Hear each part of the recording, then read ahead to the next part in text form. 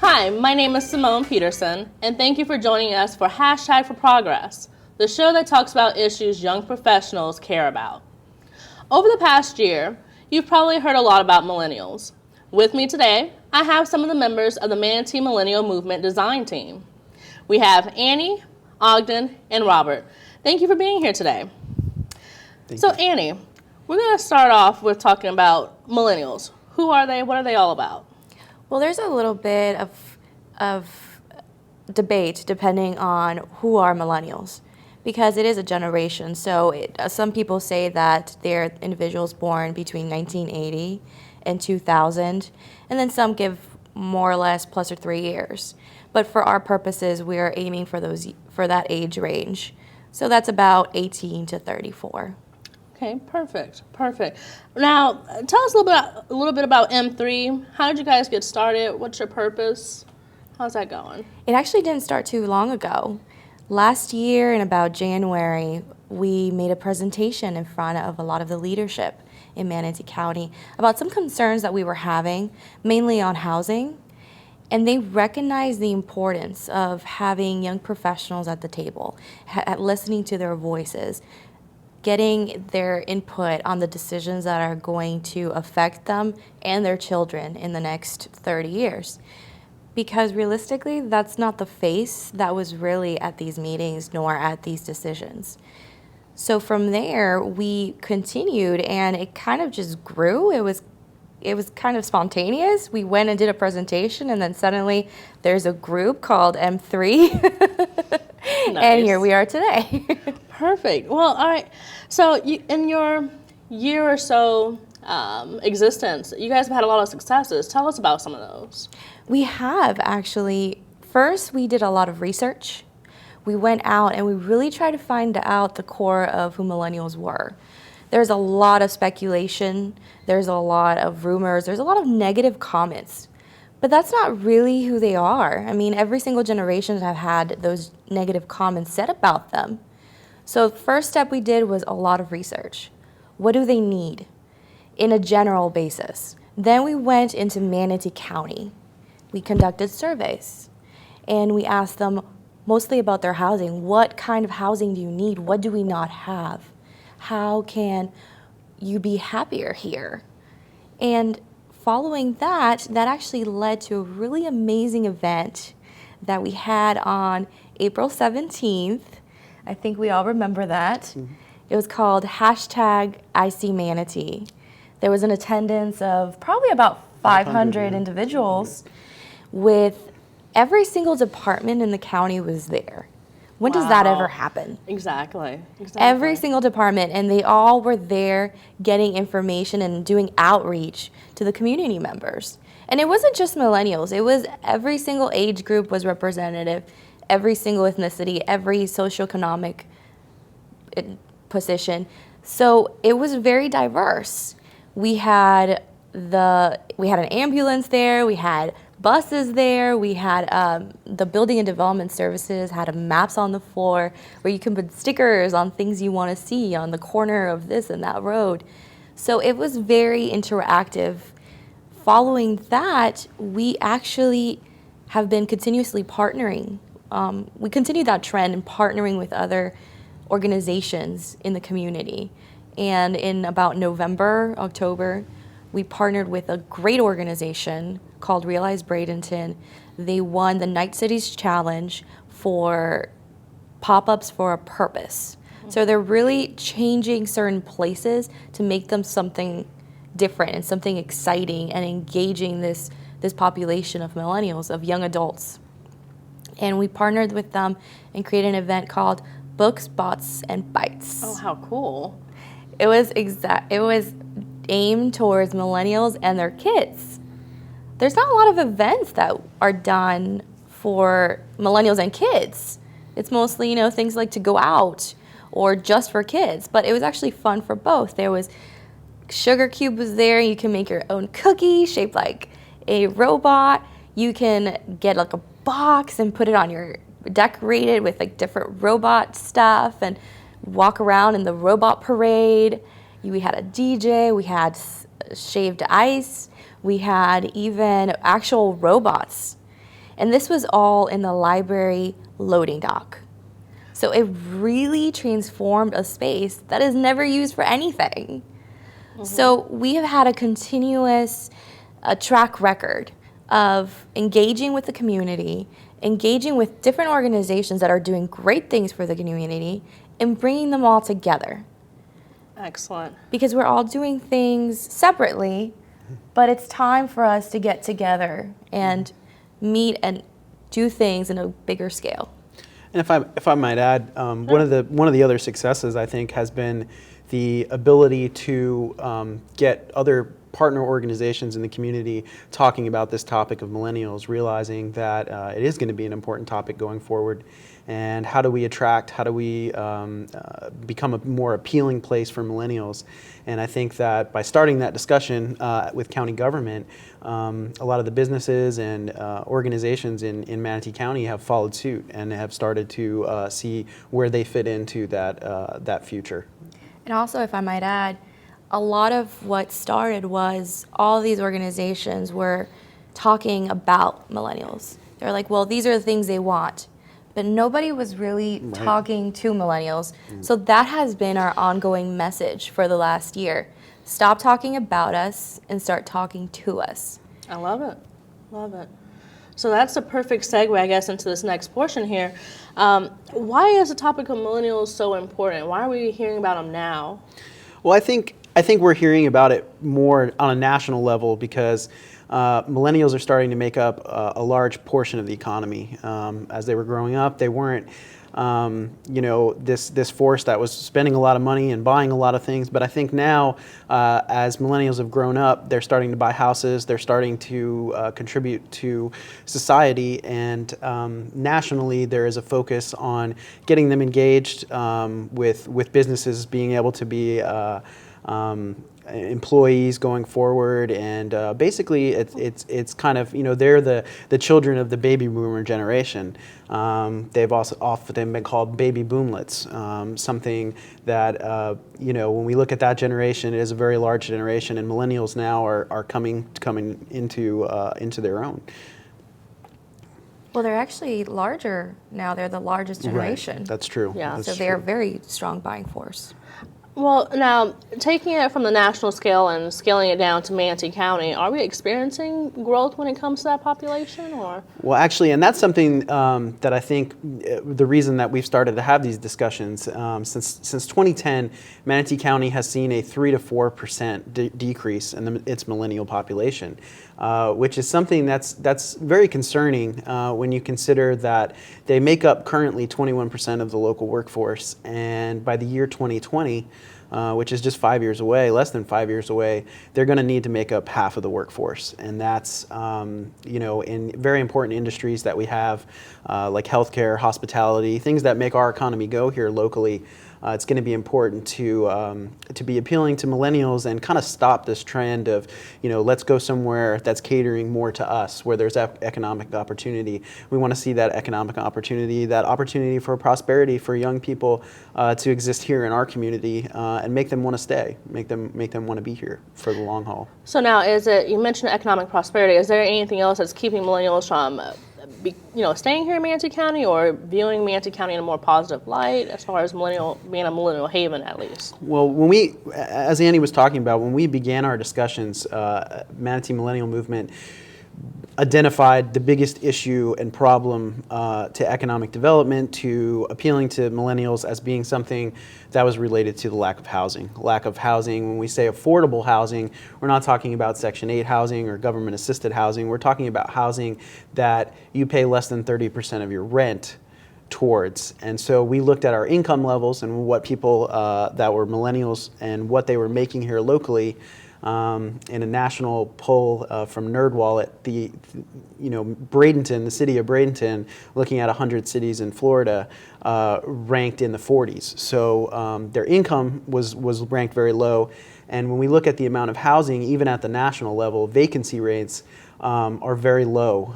Since 1993, we haven't seen a vacancy rate at as low as 6.3%.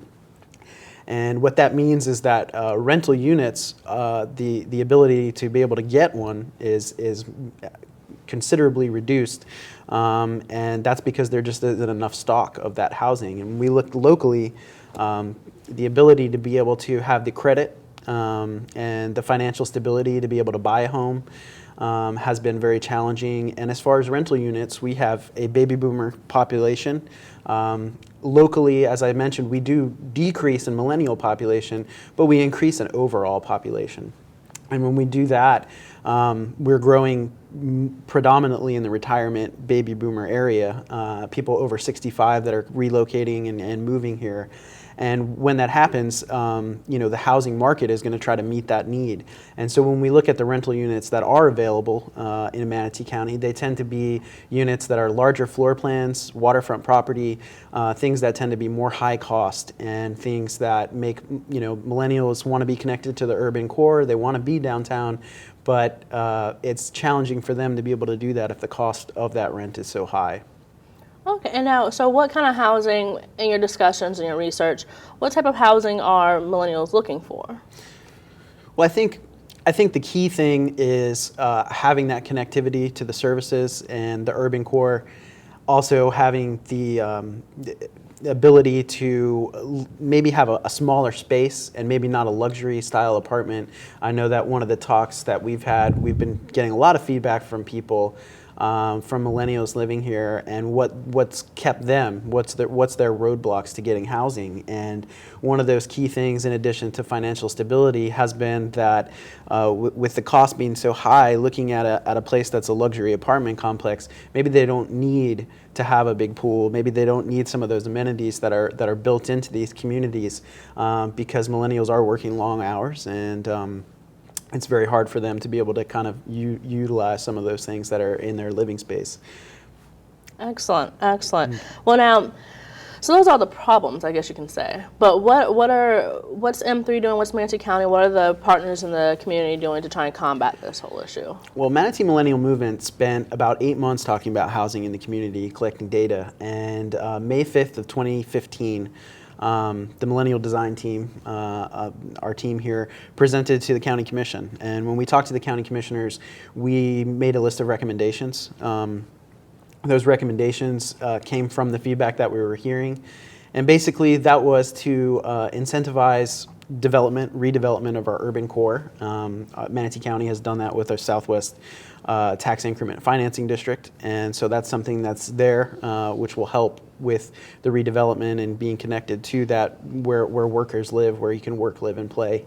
And then another recommendation that we made was the creation of an advisory board that would be made up of realtors and developers in the community, but also to incorporate some millennial feedback. When we look at millennials getting engaged, being able to sit on advisory boards and coming to county commission meetings, speaking their voice, we've tried to create a more outside of the box approach.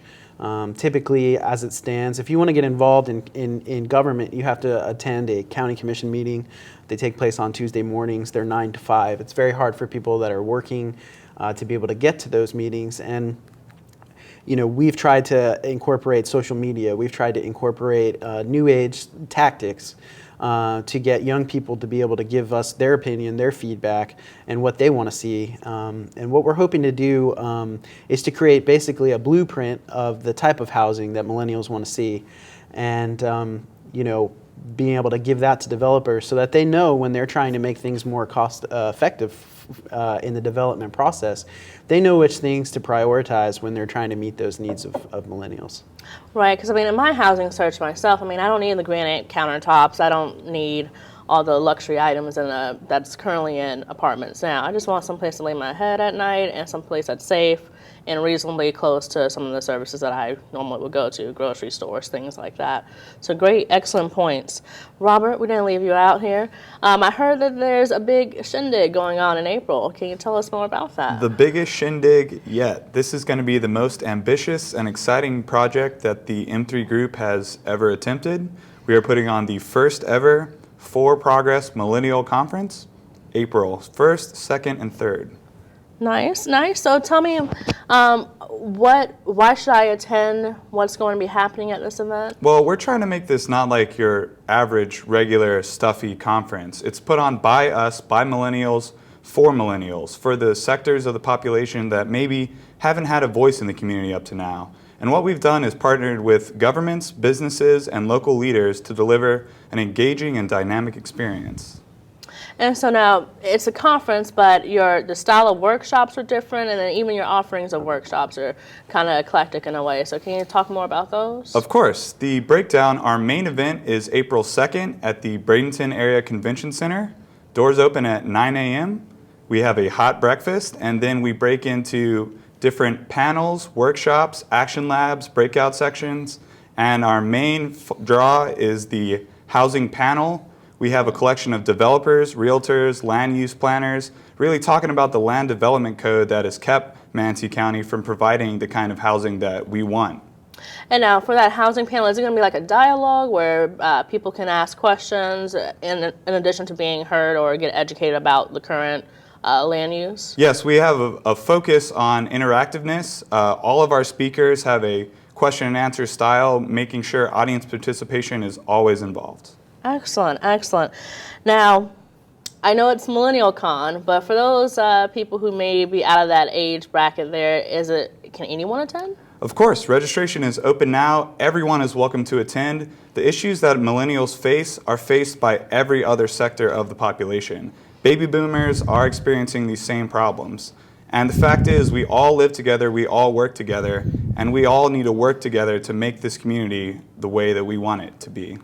I love it. I love it. So I'm hooked on it, obviously. So how would I go about signing up for this Millennial Con? Well, as I said, registration is open now. You can go to forprogress.eventbrite.com. Registration is open at $35 for the next 100 tickets, and then the price goes up. So get them while they're hot. I love it. I love it. Now, this question is for everyone on the panel here. When you guys are talking about millennials, you guys are talking about how to get them involved. You're talking about advocacy and their voices not being heard. What are some avenues that they can use to get their voices heard and they be out in the forefront of these issues?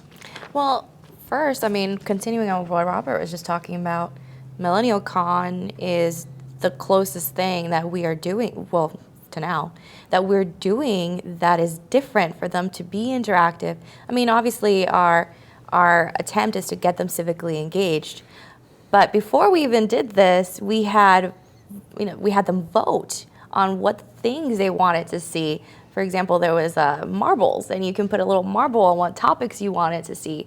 People voted that they wanted to learn more about how to be more financially stable, fix their credit, how to save money. So we have labs on that. People wanted to learn how to do business plans and be entrepreneurs. So we created labs for that. But they also wanted to learn how to be civically engaged. And there's going to be a whole conversation on being civically engaged. Okay.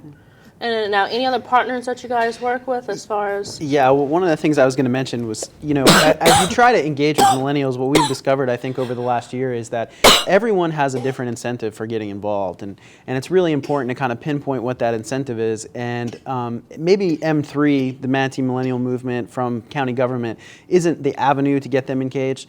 But for instance, if you're really interested in arts and culture and you have a background in arts and culture, an organization like Realize Bradenton that has a focus on downtown Bradenton and pushing arts and culture and showing Bradenton in the light of being a very artistic and cultural place is a great way for somebody to get involved who maybe isn't looking at wanting to come to county commission meetings and voicing their opinion so much on housing, but maybe they want to be engaged in making our area a more cultural place to live. Another example of that is, businesses, to be able to network and connect. And if you're looking for maybe somebody that's relocated to the area and you're looking to get connected with businesses and network with individuals, the Manatee Chamber of Commerce has the Manatee Young Professionals Group. And that group meets. They have all kinds of interactive opportunities. They do social events, but they also do lunch networking events. And you also have access to the chamber when you're a member of that group. So it really gets you plugged into what's going on locally. If I can piggyback on that, Ogden mentioned our partners Realize Bradenton. I'm so excited about this housing panel and the conference we have coming up on April 2nd. I forgot to mention April 1st, we have a social networking event Friday at the Bradenton Shuffleboard Courts with Realize Bradenton Cosmic Shuffleboards. That should be a great networking social opportunity. And the third, the Sunday of that weekend, we have a Yoga and Mimosas networking social event at Manatee Beach.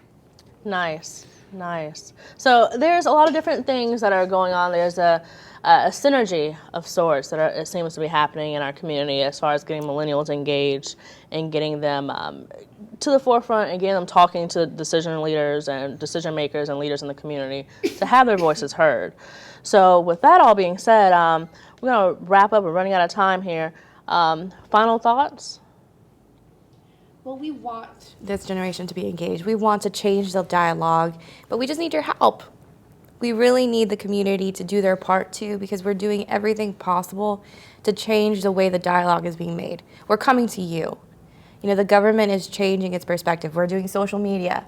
We're accepting letters. We are doing conferences. We are doing everything possible, but we need also the engagement of the community and having the community show up and show their voice. And to just kind of touch on that, it's not even just getting them engaged. I mean, we've done some different things to get people engaged, but even some individuals may say social media isn't the answer, or that the techniques you're doing aren't enough. And so we need people at the table to be able to say, okay, if that's not the way to do it, what else can we do? How else can we get you engaged? What things are going to make you want to take ownership in the community?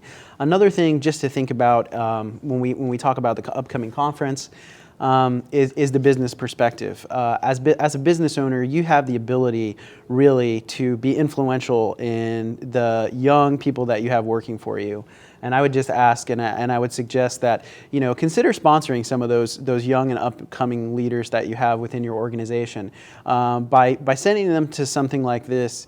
Maybe they're looking at moving from the area, or maybe they're looking at economic opportunity elsewhere. And by giving them some reasons, giving them an attachment to their local area, the community that they live in, you have a much better chance of connecting with them and getting them to stay and being an employee of your business for a very long time. So I would ask that. As the newest member of the M3 design team, I just want to say, it's so exciting to be a part of this.